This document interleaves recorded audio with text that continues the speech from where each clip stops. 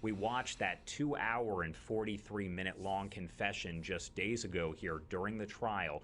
Do you think the jury is going to be receptive to the fact that this was coerced?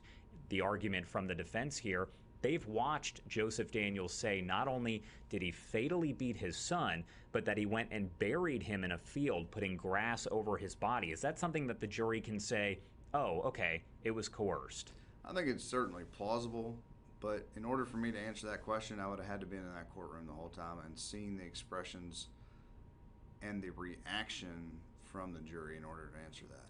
I think you've really got to be intently watching the physical manifestations of what the jury is hearing and how they're responding to that, because a lot of times there's this physical response to whether or not they believe what's being said on the stand.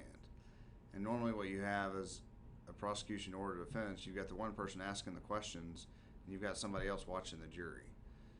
And if you're answering a question or asking a question that the jury is not having a good response to, then that's when your co-counsel will say, hey, back off of this, or don't back off of that. But to answer your question, man, I think it's going to be hard to answer that question without being in that courtroom.